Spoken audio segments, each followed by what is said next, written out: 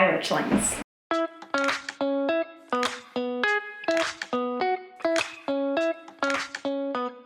Welcome back to my channel. It is me, your local chaotic witch aunt.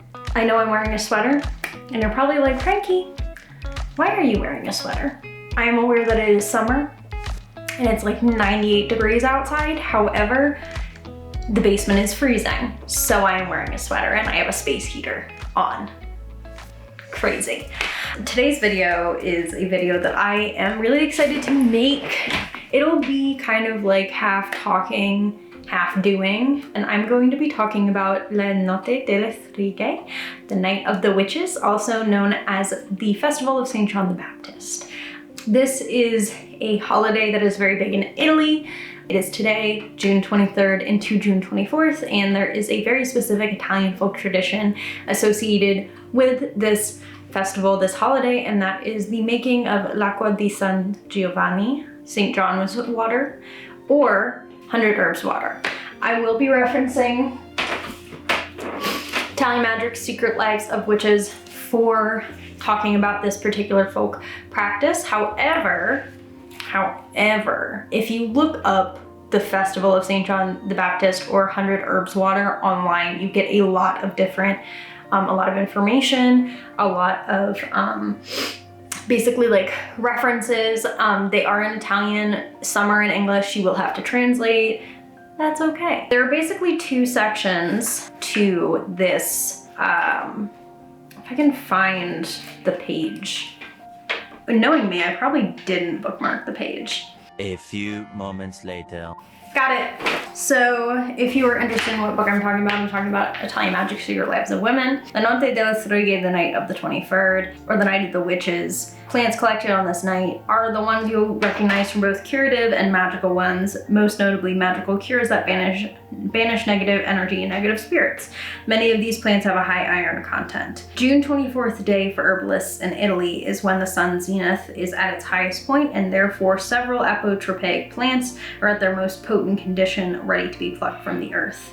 Herbalist or not, this night before and day of tradition is common knowledge for many people in Italy. Some people will tell stories in oral tradition about its connectedness to the so this talks a little bit about the divine feminine, the goddess, etc. Most people will be aware of this night as the festival of St. John the Baptist, not the night of the witches. But 100 herbs water, or l'acqua delle 100 erbe, it's still practiced today, is the 100 herbs water, or l'acqua di San Giovanni. This is an infused water with curative and magical properties prepared on La Notte delle Streghe, the night of the witches, or the Festival of St. John the Baptist, which is the night between June 23rd and the morning of June 24th. There are lots of different ideas around why this day is important, but there are a few things that are important to it. In natural Italian style, you will make it with many wildflowers, herbs, and curative plants that a person can gather by hand.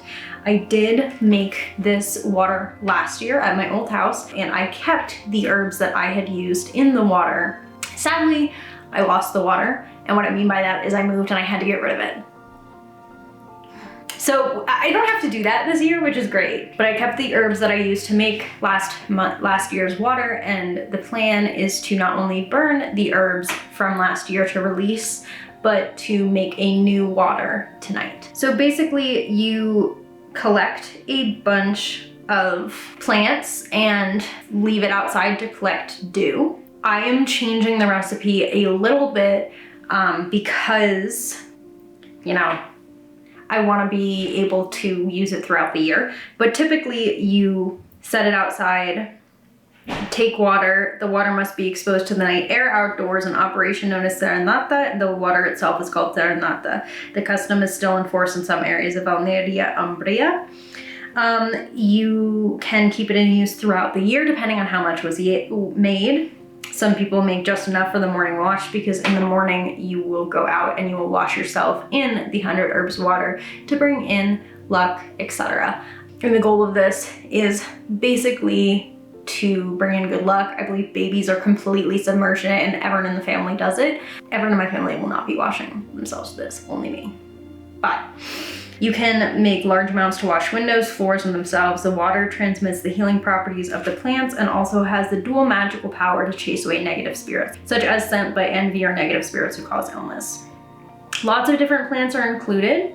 Two of the most common plants that fall into this category are rue and hypericum, also known as St. John's wort. Other different herbs include herba de la Madonna, herba de Maria, herba de San Pietro. Various recipes are included in here, such as ones with mugwort, lavender, verbena, or I believe verbena is vervain, hypericum or St. John's wort, sage, mandrake, rosemary, garlic, mallow, fern, thyme, and mullein.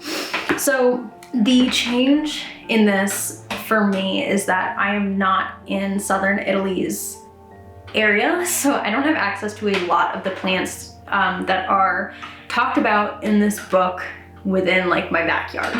And I do like to keep most of the tradition intact in going out and gathering the herbs myself, especially if I can find them in my yard. I may add some dried herbs with ancestral properties, but the chances of that are low. I believe I added some rue sticks last year, so I may do that again. But last year's recipe was based on a bunch of plants in my yard, such as echinacea, hydrangea, dogwood, plants that not only had associations with me and my area, but associations with Italian folk magic as well. So I do have a couple herbs that from here that are present in my yard, including mullein, yarrow. I have an ancestral herbal garden, and I'll probably take a little bit of chamomile things from there. We have some roses, take some rose petals. Chamomile is usually included. I also have pine, which I will include because I feel like if I'm working with plant spirits from Colorado, pine should be included. I will also be gathering maybe a little bit of lavender, some hyssop from my own garden. The ones that are within my yard that are like there is mullein and yarrow. We also have lavender in like pots. So I won't be taking a lot from these plants. I'll be taking as much as I need. Since mullein is invasive in this area at least, I don't know if it's invasive in other areas, I'm gonna take probably more mullein than other things. The other change to this is that I had an issue with my St. John's water last year forming mold, which was annoying. It formed mold very quickly because I had used water that was like tap water and I hadn't boiled it, and then I tried to boil it and add some alcohol in and it fixed it. So instead I'm going to be working with a alcohol base. I have Everclear, which is grain alcohol, and this is because my main goal is to keep it around for as long as possible and use it throughout the year.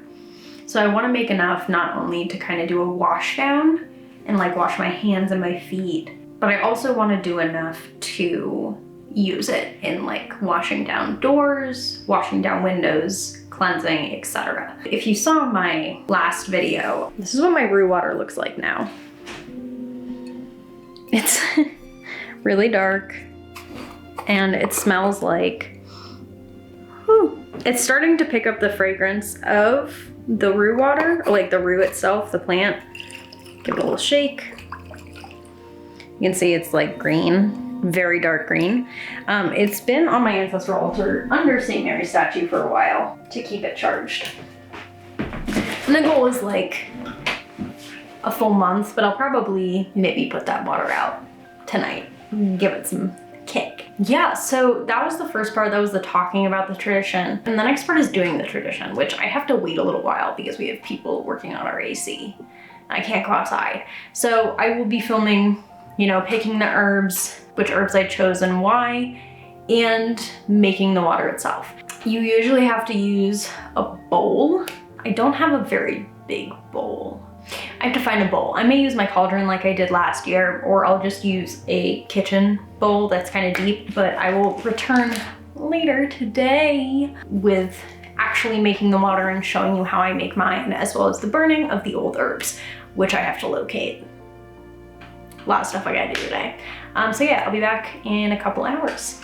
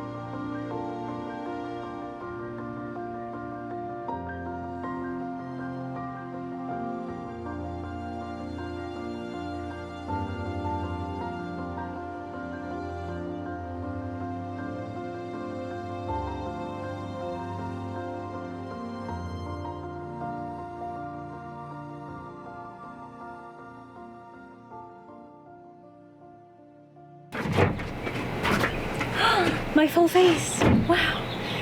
So we have collected all of our herbs for St. John's water or 100 herbs water. There are not 100 herbs in here because I don't have access to 100 herbs. Here's what I do have. 3 sprigs of chamomile, some hyssop. I didn't take a lot because my hyssop plant is still growing. Some lavender, rose petals, some yarrow stems, and 1 singular yarrow bloom, and some mullein.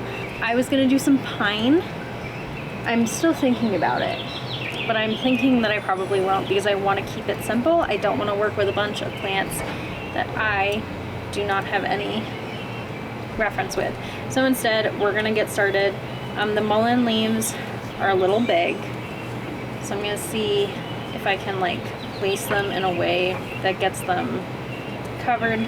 So like I said earlier, the traditional way to make oh, a spider.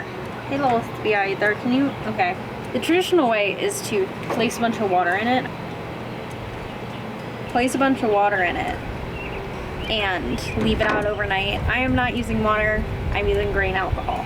This is because I want this to take for a while. So now we're just gonna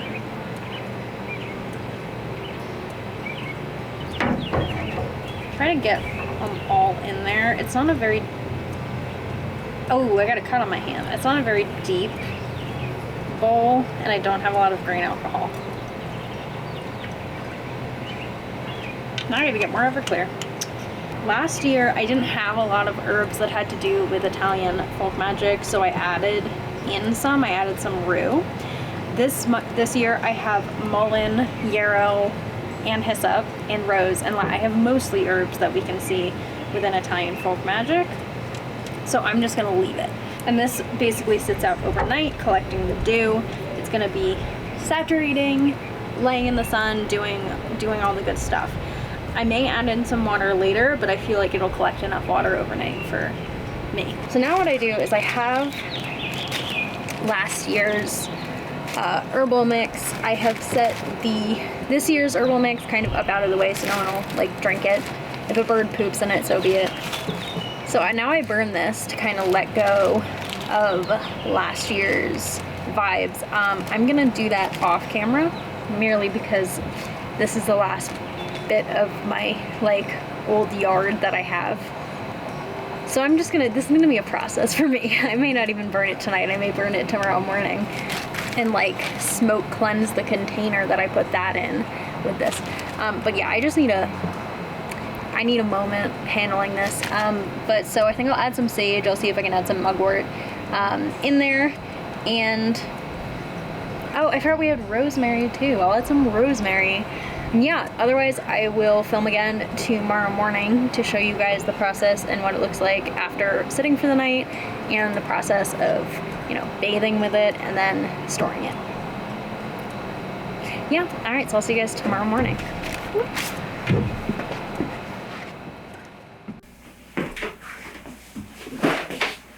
Hello, witchlings. Good morning. It is now, can this focus? Okay. It is now, hello. What is happening? Okay. It is now June 24th, 2022. It's the festival of St. John the Baptist. And my St. John's water, it's officially done. So the tradition usually stays that you wash yourself with it in the morning. So I wash my hands, my feet, and my face with the water. And I was hoping for a little bit more, like in terms of how much I made, but I'd say that's pretty good. It's about a little less than half a jar. I'm expecting it or hoping for it to last me the rest of the year. In reality, I have to start making bigger batches on the night in Notte di San Giovanni. I need to start making bigger batches because I like using it for washing windows down, washing altars down, etc. So I did add a few more things into the recipe after the video ended. I wrote a letter to my ancestors and saints, or like a petition, and I burned that with a tiny amount of last year's herbs, which I still keep my herbs from every batch. And then I added some of those ashes into the water. As well as that, I added some flowers from around my yard. I added some mugwort. I added some dried hydrangea root, dried mallow, and dried St. John's wort. I don't usually like adding dried herbs, but I don't have access to common mallow or marshmallow, St. John's wort, or hydrangea here. And I think I added a few other things as well, which I wrote down. Oh, I added some sage too, 3 leaves of sage. And so what you saw me collecting was mullein, but basically lots of different magical herbs as well as medicinal herbs. This is used for so many purposes. I consider this to be a relatively all-purpose water for both cleansing and protection. It has a little petition in it, a little vibe of the saints, of the ancestors, etc. that's in here. That I think is really beneficial, and a little bit of power from last year's herbal mix, because I lost my water from last year when I moved. So overall, this is my St. John's water, and basically, as I talked about earlier, everyone from different regions and everyone in different areas uses different recipes, different things. Some people only add a couple of flowers or petals or do big flowers. Some people add dried and fresh herbs. Some people only add fresh herbs. I chose this year mostly herbs that had associations with my ancestors, were native or grew in my ancestors' town. While last year I very much worked with the plant spirits that I have been familiar with my whole life because I was in Pennsylvania, but I had a lot less herbs of Italian origin, and this year I have less herbs that I have very kind of, I guess, personal associations with, and more herbs that were associated with my ancestors. If you're interested more in learning about the St. John's water or 100 herbs water and the folk traditions, I really recommend following a bunch of different Italian folk practitioners, considering that we all make such different versions of it. And that can be both Italian and Italian American. I know a lot of Italian Americans still uphold the tradition. I know a lot of Italians who uphold the tradition. But overall, I'm very pleased. Like I said, I used a alcohol base with some water. I did add water on top of the alcohol base.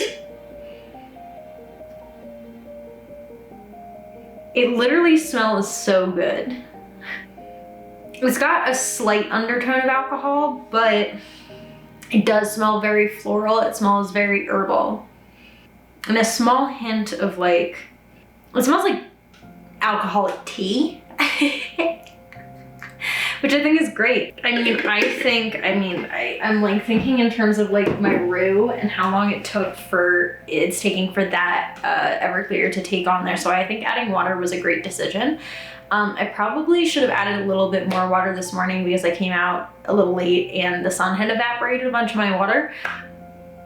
So I won't make that mistake last time, which is why I ended up with a lot less than I was expecting, like around here. And because I probably lost like this much to evaporation. But because I can only make this water once a fucking year, I'll have to make do with this. Yeah, hints of lavender feels like the biggest.